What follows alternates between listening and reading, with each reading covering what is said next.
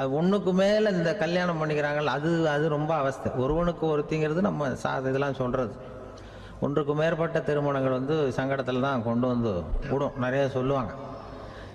உலகத்திலேயே ஒரு பெரிய இது என்ன தெரியுங்களா, இயற்கை வந்து நிர்ணயம் பண்ணுது. இப்போ வந்து நம்ம சில பேருக்கு எனக்கு பொம்பளை பிள்ளை வேண்டாம், ஆம்பளை பிள்ளை வேண்டான்னு சொல்லி இந்த ஸ்கேன் பண்ணி என்னென்னவோ பண்ணிகிட்டு இருக்கிறாங்கல்ல.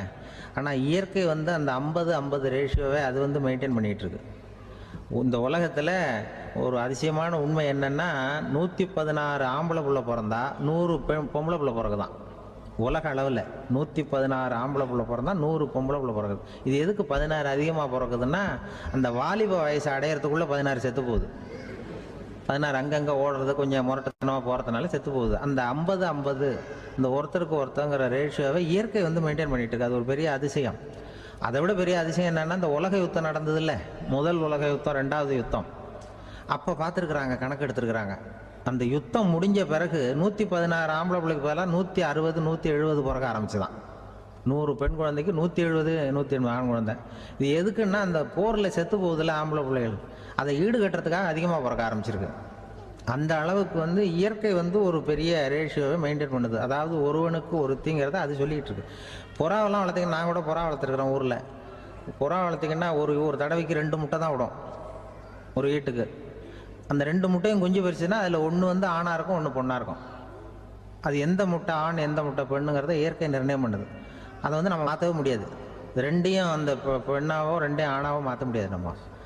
அதனால் அந்த இயற்கையை புரிஞ்சுக்கிட்டு நாம் நடந்துக்கணும். அதனால தான் ஒரு கணவன் ஒரு மனைவி, அதான் ஒருத்தருக்கு ஒருத்தங்கிறது. ஒன்றுக்கு மேலேனா சங்கடம் தான்.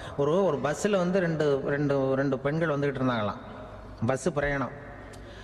2 பெண்கள் வந்து பக்கத்தில் உட்காந்துருக்காங்க. அந்த கண்டக்டரை கூப்பிட்ருக்காங்க, இங்கே வாயா அப்படின்னு அந்த ஒரு அம்மா கூப்பிட்ருக்கு. என்னம்மா அப்படின்ட்டுருக்கார். வந்து இந்த ஜன்னலை திறந்து விட்டு போ அப்படின்னு. சரின்னு பக்கத்தில் இருந்த ஜன்னலை திறந்து விட்டு அவர் போயிட்டார். பக்கத்தில் இருந்தம்மா உடனே இங்கே வாயா, மறுபடியும் வாயான்னு கூப்பிட்ருக்கு. வந்து என்ன, இந்த ஜன்னலை மூடி விட்டு போ அப்படின்ட்டுருக்கு. மூடி விட்டு போனார். மறுபடியும் அந்த முன்னாடி கூப்பிட்டது, மாமா வாயான்னு மறுபடியும் கண்டக்டரை கூப்பிட்டு, என்ன இந்த பார், இந்த ஜன்னலை வந்து நீ மூடி வச்சின்னா நான் மூச்சு திணறி செத்து போடுவேன். அப்புறம் உடனே பக்கத்தில் இருந்தம்மா, தபாரியா அந்த அம்மா பேச்சை கேட்டுட்டு நீ திறந்து வச்சின்னா நான் குளிர் தாங்காமல் செத்து போடுவேன் அப்படின்ட்டு. அவர் தலையை பிச்சுக்கிறார் கண்டக்டர். என்னடா பெரிய ரொம்ப போச்சேன்னு, கொஞ்சம் தூரம் பிரயாணம், இதில் கூட அட்ஜஸ்ட் பண்ணி போகக்கூடாதா அப்படின்னு. அப்போ அந்த பஸ்ஸில் பின்னாடி ஒருத்தன் கடைசி சீட்டில் வெயில் தாங்காமல் சட்டையெல்லாம் கட்டி போட்டுட்டு ஒரு கிராமத்து ஆள் பீடி குடிச்சிட்டு வரான்.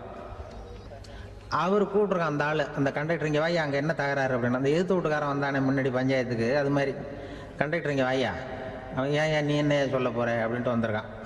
சட்டையெல்லாம் கட்டி போட்டு பீடி குடிக்கிறோம், பீடி புகையை ஊதி விட்டு அங்கே என்ன தகராறு அப்படின்னு கேட்டிருக்கான்.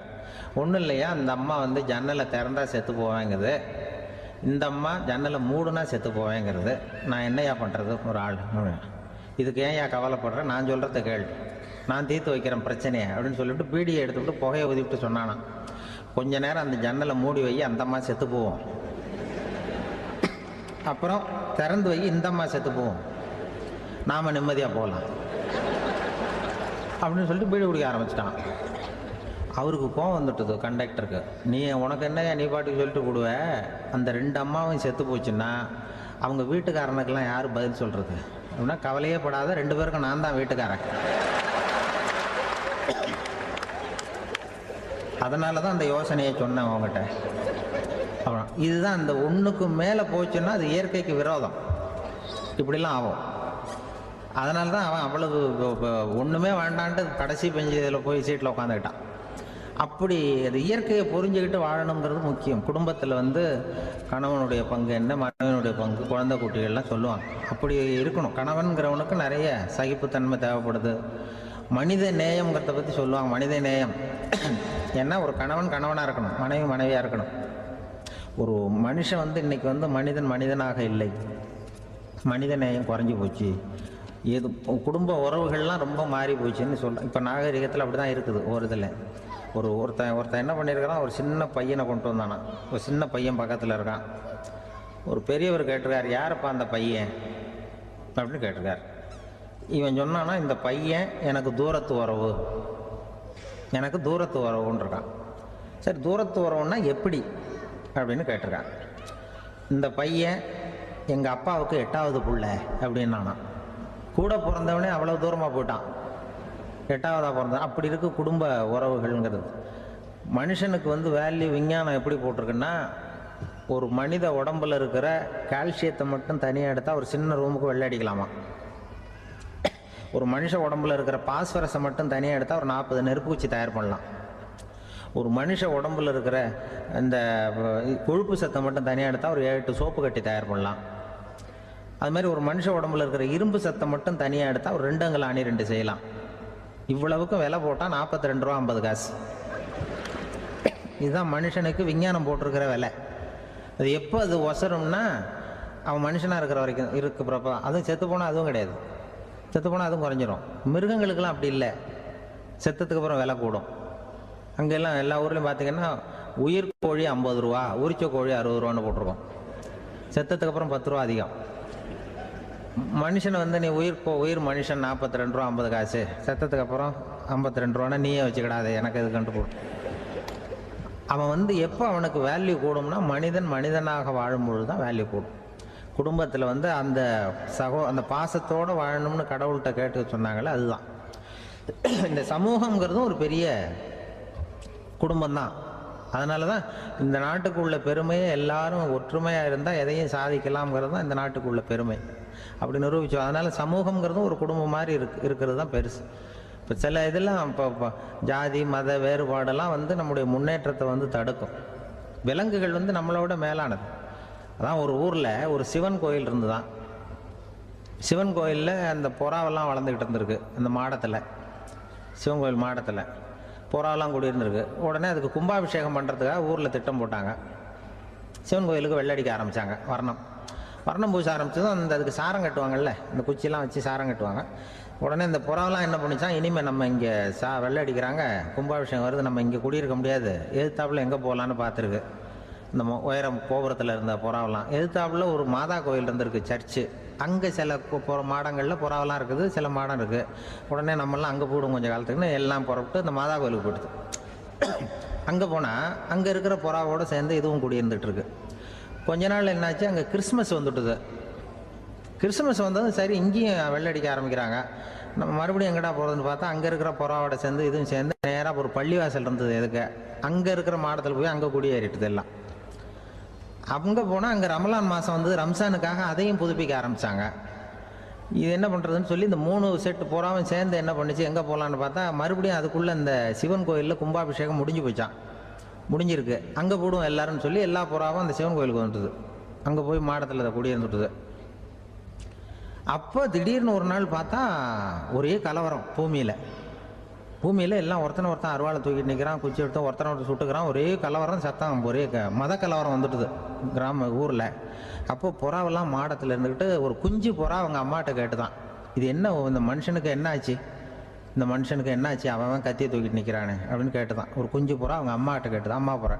இப்போ அம்மா அந்த புறா சொல்லிச்சான், மனுஷனுக்கு இப்போ மதம் பிடிச்சிருக்கு, அதான் கத்தியை தூக்கிட்டு நிற்கிறான் அப்படின்ட்டுருக்கு. இப்போ நமக்கெல்லாம் பிடிக்கலையே அப்படின்னு தான்.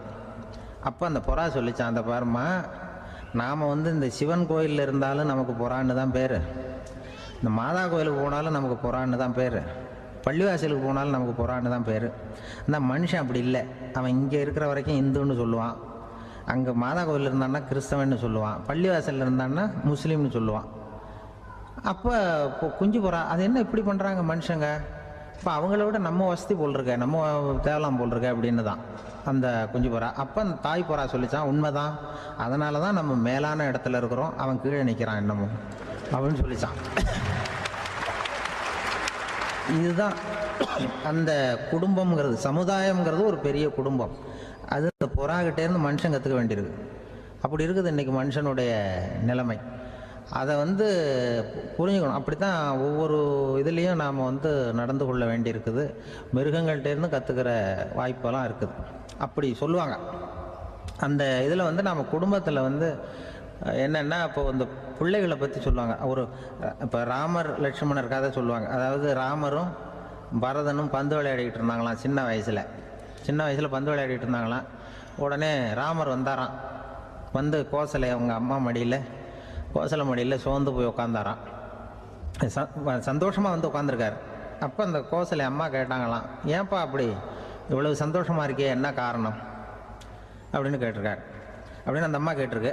ராமன் சொன்னான்னா, இது என் தம்பியோட நான் பந்து விளையாண்டுட்டு இருந்தேன், பரதன். அவன் வந்து ஜெயிச்சுட்டான், நான் தோத்துட்டேன். என்னை வந்து அவன் ஜெயிச்சுட்டான். அவனுடைய வெற்றி வந்து எனக்கு சந்தோஷமாக இருக்குது, தம்பியோட வெற்றி, அதனால் நான் சந்தோஷமாக இருக்கேன்னு சொல்லியிருக்கு. அந்த அம்மாவுக்கு ரொம்ப சந்தோஷம், தம்பி ஜெயிக்கிறாங்கிறத பற்றி அண்ணன் வந்து சந்தோஷப்படுறானே அப்படின்னு. கொஞ்ச நேரத்தில் பரதன் வந்திருக்கான். அவன் சோர்ந்து போய் கலங்கி போய் வந்து அதே அம்மா மடியில் உட்காந்துருக்கான். நீ ஏப்பா, நீ தான் ஜெயிச்சுட்டியாமே, நீ என்னத்துக்கு வருத்தப்பட்டுக்கிட்டு வர அப்படின்னு கேட்டிருக்க அந்த அம்மா. அப்போ பரதன் சொன்னானா, நான் ஜெயிக்கணுங்கிறதுக்காக அண்ணன் விட்டு கொடுத்தாரு, தோத்துட்டாரு, அதனால் எனக்கு வருத்தமாக இருக்குது. உண்மையில் அவர் தான் ஜெயிச்சிருக்க வேண்டியது, எனக்காக விட்டு கொடுத்தாரு அண்ணன், அதனால் நான் வருத்தப்படுறேன்னா. அப்போ அந்த அம்மா சொல்லிச்சான், இப்படி தான் தம்பியினுடைய வெற்றி அண்ணனை சந்தோஷப்படுத்துது, அண்ணனுடைய தோல்வி வந்து தம்பியை வருத்தப்பட வைக்குது. இப்படி தான் இருக்கணும் அண்ணன் தம்பின்னா, அப்படி தான் குடும்பத்தில் இருக்கணும்னு சொல்லி அந்த அம்மா சொன்னதாக சொல்லுவாங்க ராமாயண. அதே போல் இப்போ இதில் வரும், நபிகள் நாயகத்தினுடைய பேரர்கள், பாத்திமாவனுடைய பிள்ளைகள் 2 பேர், ஹசன் ஹுசைன் 2 பேர் நபிகள் நாயகத்தினுடைய பேரன்மார்கள். அன்னை பாத்திமாவனுடைய குழந்தைகள். ஹசனும் ஹுசைனும் பேசிக்கிறதே இல்லையா கொஞ்ச நாள். இந்த அம்மாவுக்கு அதை பார்க்குறாங்க, ஏதோ அண்ணன் தம்பிக்குள்ளே ஏதோ தகராறு போல் இருக்கு, ஏன் பேசிக்க மாட்டேங்கிறாங்க அப்படின்னு சொல்லி அந்த பிள்ளைகளை கூப்பிட்டு வச்சு அந்த அம்மா புத்தி சொல்லிச்சான். இந்த பாருப்பா, நீ வந்து அண்ணன் தம்பிக்குள்ளே இது மாதிரி இருக்கக்கூடாது. உங்கள் பாட்டனார் ஒரு புத்திமதி சொல்லியிருக்காரு, உனக்கு தெரியுமா? ஒரு முஸ்லீம் இன்னொரு முஸ்லீமோடு 3 நாட்களுக்கு மேல் பேசாமல் இருந்தால் அது அவனை கொலை செய்வதற்கு ஒப்பாகும் அப்படின்னு நபிகள் நாயகம் சொல்லியிருக்கார், தெரியுமா உனக்குன்னு அந்த அம்மா சொல்லிச்சான். அப்போ அந்த தம்பிக்காரர் சொன்னாராம், ஹுசைன் சொல்லியிருக்கார், அதுவும் எனக்கு தெரியும். அதே தாத்தா பாட்டனார் என்ன சொல்லியிருக்காருன்னா, அந்த 2 பேரில் யார் முதல்ல சலாம் சொல்கிறாங்களோ, யார் முதல்ல முன்னாடி பேசுகிறாங்களோ அவங்களுக்கு சொர்க்கம் கிடைக்கும், இறைவனுடைய ஆசி கிடைக்கும்னு சொல்லியிருக்கிறார். அந்த ஆசி அண்ணனுக்கு கிடைக்கட்டுமேங்கிறதுக்காக நான் பேசாமல் இருக்கிறேன் அப்படின்னா. அந்த ராமனும் பரதனும் எப்படி இருந்தாங்களோ அப்படி தான் ஹசனும் ஹுசைனும் இருந்திருக்கிறார்கள். அந்த பாசம்தான் குடும்பத்தில் வேணும். குடும்பத்தில் அண்ணன் தம்பி எப்படி நடந்துக்கணும், அம்மா பிள்ளை எப்படி நடக்கணும் அப்படிங்கிறது தான். ஏன்னா அம்மாவுக்கு வந்து எப்போதுமே பிள்ளைங்கள் வந்து அம்மா பக்கம்தான் இருக்கும். அம்மா பிள்ளைங்க தான் அதிகம். இதில் ஒரு பெரிய நீதிபதி இருந்தார் சென்னையில், உண்மையாக நடந்தது. சென்னையில் ரொம்ப காலத்துக்கு முன்னாடி காந்தி இருந்த காலத்தில் சென்னையில் ஒரு நீதிபதி, அவர் ஒரு நாள் கோர்ட்லாம் விட்டு ரொம்ப கஷ்டப்பட்டு ராத்திரி சும்மா போய் உடனே வீட்டுக்கு வரல. கோர்ட்டினுடைய நடவடிக்கை முடிஞ்சு வீட்டுக்கு வராமல் போய் எங்கெங்கேயோ போய் சுற்றிவிட்டு அந்த நண்பர்களோடு அப்படி உல்லாசமாக அப்படி கொண்டாடிவிட்டு நடுராத்திரிக்கு வந்திருக்கிறாரு வீட்டுக்கு 1 மணிக்கு. அப்போ அந்த வயசான அம்மா வாசல்லையே காத்துக்கிட்டு இருக்கு. உள்ளே போச்சு நீதிபதி, இன்னும் வந்து சேரலேன்னு வாசல்லே நின்றுட்டு இருந்துதான். அப்போ அது வந்த உடனே பலார்னு அரைஞ்சு விட்டாங்களாம் அந்த அம்மா. ஏன்டா அவ்வளோ தூரம் எங்கே போனேன், என்னதான் நீதிபதியாக இருந்தாலும் அவங்களுக்கு புள்ள தானே, பலார்னு அரைஞ்சு விட்டாங்க. உடனே அவர் கலங்கி போய் அழுதாராம். மறுநாள் கேட்டிருக்காங்க அந்த பக்கத்தில் இருந்தவங்க, ஏன் நீ வந்து பெரிய நீதிபதி, பெரிய பதவியில் இருக்க, அதனால் உன்னை உங்கள் அம்மா அடிச்சிட்டாங்கன்னு அழுதியா அப்படின்னு கேட்டாங்களாம். அப்போ அவர் சொன்னாராம் நீதிபதி, இல்லை, நான் வந்து இது மாதிரி எங்கள் அம்மாக்கிட்ட அடிக்கடி அடி வாங்குவேன், எப்போதும் அவங்க அடிக்கிற அடி பலமாக விழும். இப்போ அவங்க அடித்தது எனக்கு வலிக்கவே இல்லை, அந்த அளவுக்கு அவங்களுக்கு வயசாகிட்டுதே, பலம் குறைஞ்சிட்டுதேன்னு நினச்சி அழுதேன் அப்படின்னுக்காரான். அதுதான் புள்ள அம்மா பேரில் உள்ள பாசங்கிறது. இதே போல் நான் சொன்னது மாதிரி முன்னாடி இவர் ஒரு இறைநேச செல்வர் ஒருத்தர் இருந்தார். ஒரு அம்மா வந்து எனக்கு அப்பா தண்ணி கொடுப்பா அப்படின்றது படுக்கையில் இருந்த அம்மா. இவர் ஏதோ படிச்சுக்கிட்டு இருந்தவர், ஒரு சின்ன இளைஞர், உடனே ஓடி போய் ஒரு குவளையில் தண்ணி எடுத்துகிட்டு போய் அம்மாவுக்கு முன்னாடி நிற்கிறார். முன்ன அந்த அம்மா அதுக்குள்ளே தூங்கி போச்சு. இவர் அந்த தண்ணியை வச்சுக்கிட்டு அவர் பாட்டு நிற்கிறார். விடிஞ்சு போச்சு. விடிகிற சமயத்தில் அந்த அம்மா முடிச்சு பார்க்குது, பையன் தண்ணியோட கையில் வச்சுட்டு நிற்கிறார். ஏம்மா, என்னப்பா நீ ராத்திரி பூரா தண்ணியோடு நின்றுட்டு இருக்கிறியா எனக்கா அப்படின்னு. அப்பா அவர் சொன்னாராம், ஆமாம்மா, ராத்திரி தண்ணி தாகமாக இருக்குன்னு கேட்டீங்க, உடனே தண்ணி கொண்டு வந்துட்டேன். ஓடி வந்து பார்க்கும்பொழுது நீங்கள் தூங்கிக்கிட்டு இருந்தீங்க. தூங்கிட்டு இருக்கும்பொழுது உங்களை எழுப்ப வேண்டாம், தூக்கத்தை கெடுக்க வேண்டாம்னு நான் நினச்சேன், அதனால் எழுப்பலை. தூக்கம் முழிக்கிற சமயத்தில் உடனே தாகமாக இருக்கும், தண்ணி குடிக்கணும்னு ஆசைப்படுவீங்க, அதனால் தண்ணியை பக்கத்துலேயே வச்சுக்கிட்டு நிற்கிறேன் அப்படின்னு அந்த இளைஞர் சொன்னாராம். அப்படியே கட்டி பிடிச்சிட்டு, நீ பிற்காலத்தில் பெரிய அறிஞராக வருவேன்னு சொல்லி அந்த அம்மா வரணும்னு சொல்லி இறைவனை வேண்டாங்களாம். அவர் தான் இஸ்லாமிய மார்க்கத்தில், தீன் மார்க்கத்தில் பெரிய ஆளானது. அதாவது ஷர்புதீன் யாஹ்யான்னு ஒருத்தர், அவர் பெரிய இஸ்லாமிய பேரறிஞராக வந்தார். இப்படி அம்மா பேரில் பாசமாக உள்ளவங்கள்லாம் இருந்தாங்க நிறையா. அப்படி அந்த குடும்பத்தில் வந்து அந்த பாசம் நேசம் எவ்வளவு இருக்கோ அவ்வளவுக்கு அவர்கள் உயர்வார்கள்ங்கிறது தான் நம்முடைய பெரிய இதெல்லாம் பெரியவங்கள்லாம் சொல்லியிருக்கிறது அதுதான். அதனால தான் அந்த கணவனுடைய பங்கு என்ன, மனைவியினுடைய பங்கு என்ன, பிள்ளைகளுடைய பங்கு என்னங்கிறத பற்றி ரொம்ப விவரமாக சொல்கிறதுக்காக தான் அதை பற்றி நாம் சிந்திக்க வேண்டிய நேரம் இதுங்கிறனால தான். கணவனுக்கு இது வந்துடக்கூடாது, அதாவது கோபம் வரக்கூடாது, நிதானம் வேணும் அப்படின்லாம் சொல்லுவாங்க. நிதானம், கணவன் கோபப்படக்கூடாதுமா. அதுக்கு நாங்கள் மனுஷனுக்கு சினம் தவிர்த்தல்னு பயிற்சியெல்லாம் கொடுக்குறாங்க. இப்போது மனுஷன் கோபப்படாமல் இருக்கணும், போகணும் வரணும், அதுக்கு சொல்லுவோம் நாங்கள். சும்மா கதை ரூபமாக சொல்கிறது. அங்கே வேதாத்திரி மகரிஷின்னு இருக்கார், அவர் இதில் சினம் தவிர்த்தல்னு பயிற்சியை கொடுப்பாங்க. குடும்ப தலைவர்கள் பெரியவங்கள்லாம் அந்த பயிற்சியை எடுத்துக்கணும். என்னை கூப்பிட்டாங்க ஒரு தரம், சினம் தவிர்த்தல்னு ஒரு பயிற்சி கொடுக்குறோம், அதில் நீ பேசுன்னாங்க. நான் சொன்னேன், நான் பயிற்சிக்கு வேணா வரேன், என்னை பேச வேண்டாம் சார், நான் பயிற்சி கற்றுக்கிறேன். என்ன இல்லை நீ அதெல்லாம் பயிற்சி நாங்கள் கொடுக்குறோம், நீ உனக்கு என்ன தெரியுமோ சொல்லு, மனுஷன் கோவப்படாமல் இருக்கணும், அதுக்கு ஏதாவது வழி சொல்லிட்டு போ அப்படின்னு கூப்பிட்டாங்க. சரின்ட்டு போனேன். அங்கே போய் நான் சொன்னேன், இது மாதிரி எனக்கு தெரிஞ்சது ஒரு கதை மாதிரி சொன்னேன். மீனம்பாக்கம் ஏர்போர்ட், அங்கே ஜப்பானுக்கு போக வேண்டிய ஒரு பிரயாணி லக்கேஜோடு நிற்கிறார் நிறையா.